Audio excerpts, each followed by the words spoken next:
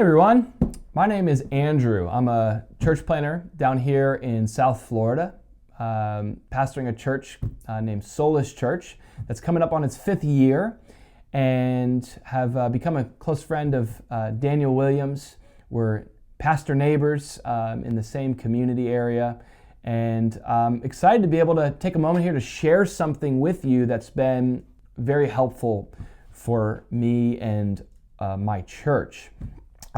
It's a framework that we've developed that we've called the 5 Hills of Disagreement, that basically exists to help us as Christians and our church navigate ministry relationships with other Christians that we differ with, that we maybe have theological differences on. We know in Scripture that the church is called to unity. Just a plain reading of the New Testament will lead us to that conclusion. The first passage that comes to mind is Ephesians 4:2, where Paul exhorts the church at Ephesus to endeavor to keep the unity of the Spirit and the bond of peace. It's a journey we must be on at all times, seeking unity at all costs. Yet at the same time, Paul goes on to say that there is also one faith. There's one baptism. There's one Lord. You see, Christians are called to both pursue unity while also pursuing theological distinction. We don't pursue unity at the expense of doctrinal truth. You know, Paul calls the church in 1 Timothy, he calls the church the pillar and the ground of truth. And so that's kind of the challenge often, I think, in pursuing unity, is we don't want to pursue unity at the expense of that, nor do we want to die on every single hill of theological distinction and divide over every minor difference. Now, that's usually the framework that's given. Whenever the conversation is often had about uniting with other churches or other Christians despite our differences, the framework is often reduced to 2 categories. There are major issues that you unite over, and then there are minor issues. So the major issues you would unite and divide over, and then there are minor issues that shouldn't cause any division or any issue whatsoever. And I think that's helpful, right? To some degree. I think of the St. Augustine quote, "In essentials unity, in non-essentials liberty, but in all things charity." And there is a great help and truth to the spirit of that sentiment. At the same time, I've found in my own experience that things are just a bit more complex than major and minor issues when dealing with doctrine and churches and unity. For us, what we've kind of found is it's a bit more of a spectrum, a bit more complex in that regard. It's like there's major issues, but sometimes there's major minor issues. Sometimes there's minor issues. You know, it's a bit broader than just kind of 2 categories like that. And so that's where this framework came out of. It's a framework that's, like I said, exists to help our church navigate ministry relationships with those we differ with by providing a broader spectrum of how to navigate those different issues. Like I said, we call it the 5 Hills of Disagreement. In some ways, it's informed and based on the book Finding the Right Hills to Die On by Gavin Ortland. That book was really helpful for us just in thinking through kind of the complexity of things there. And again, the idea is that not every hill should be a hill to divide and die on. And so what we have in this framework is what we call 5 hills. Each hill kind of represents a different degree of severity of issue and a different response over the doctrinal difference. I hope that makes sense. And so what I'll say is this: every church is going to have to decide for themselves and pray through what falls under each category here, but I'll kind of share with you at least what the framework is and even kind of how we've processed it as a church and navigated it. So let's kind of get into it. So the first hill was kind of the more obvious one. I think this would probably be the easiest one. We'll call this a hill of disagreement that you would deny on. It's a hill to deny on, D-E-N-Y, deny on. And this is going to be a hill of difference that is the most severe of disagreement. We'll say, like, this is someone who is clearly outside of Christian orthodoxy. Even if they claim the name of Christ, let's say they're denying the deity of Christ or the nature of the Godhead, of the Trinity, or even the message of the gospel. We know in Paul's time there's people denying the resurrection.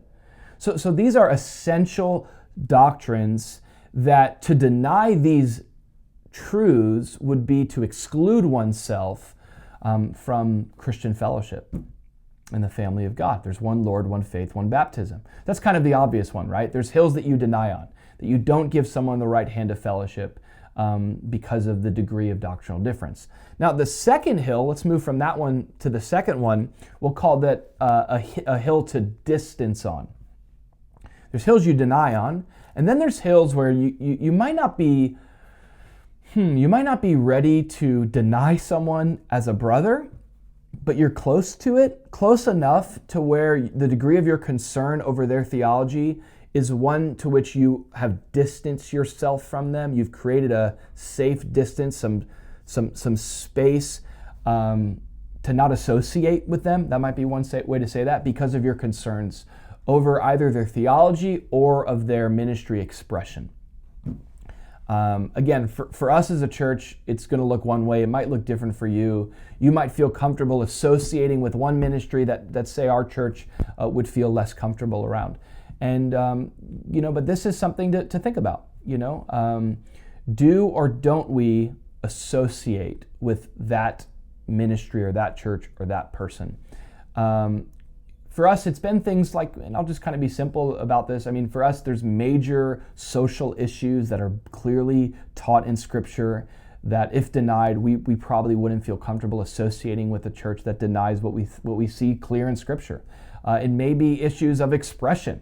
It may be how we understand the Holy Spirit or the things that the Holy Spirit would tell us to do or not to do. There's some churches, there's some different churches out there. We all got our own, our own quirks as different churches. But there's some things that make you go, I'm just not able to associate with that. Whether it's something theological, could be the prosperity teaching, whatever it is for you. That's the second hill. There's things you deny on, hills you deny on. There's hills that you distance on. Thirdly, I'll say this, there's hills just simply that you divide on. Now, I'm using that word in actually a bit more of a practical sense rather than a negative sense. So a divide on issue would be an issue that, notice that it's different than distancing with someone.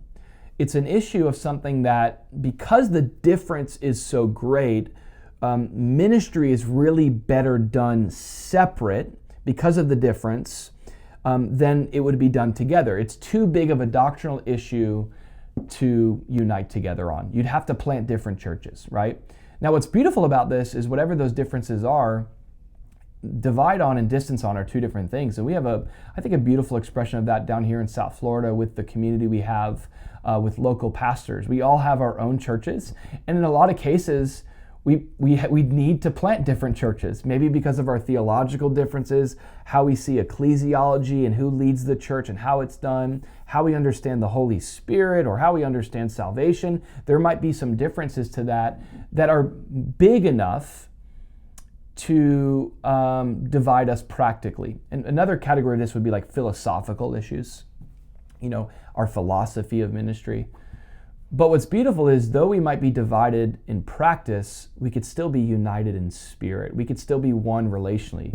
We'll still do worship nights together, or we'll get together and encourage one another as pastors. We're not disassociating with one another, though we may be dividing practically. That's that third hill. There's hills that you divide on. It could be theological issues that cause you to go separate ways. It could be, and the idea here is like this. You don't want to have to do it this way. It would be much more beautiful to see the church united despite its differences practically. But there are some partnership in a local context. And again, philosophical issues are sometimes the biggest ones. Like, you might unite with someone doctrinally on every point, but the issue, like your philosophy of ministry, is going to really affect your unity probably more than anything. And sometimes it's just cultural stuff. We speak a different language, we express ourselves differently as a church.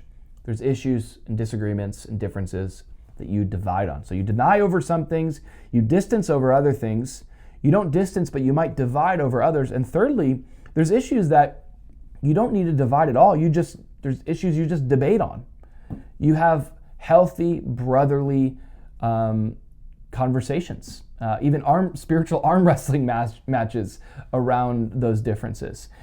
These are things that don't have to cause division. They may, based on your context, based on kind of what your church emphasizes and what you hold most important, but it doesn't have to, again, based on your context. So those are debate on issues. There's, in our church, for example, eschatology is something that, in terms of kind of the minor aspects of eschatology, is not something that should cause us to divide ministerially.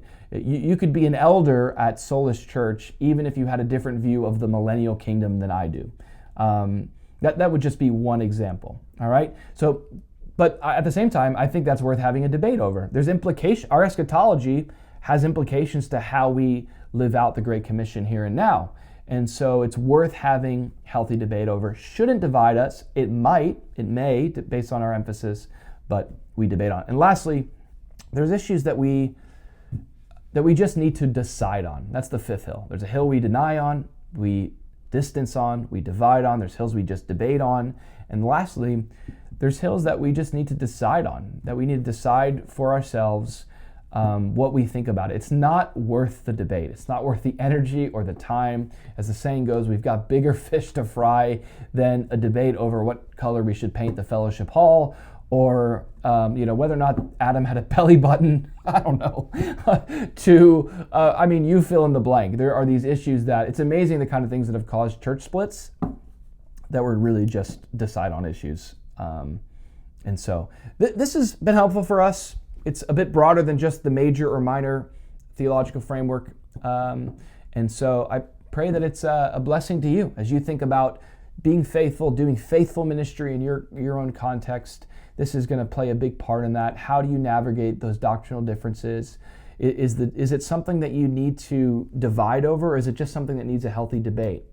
Is this something that we need to distance from that person over, or is it just a difference? We're not going to do ministry together, but we can still be brothers in Christ and celebrate our differences. I hope this was helpful to you. It's been helpful for us. And my prayer is, no matter what, that as the church, especially in our time, we would continue to pursue what Jesus prayed for the church, that we would be one. That we would be one, united under the truth of the gospel, united under the truth of Christ. And so that's my prayer for me. That's my prayer for us. I hope this was an encouragement to you. And may you be blessed. Adios. See ya.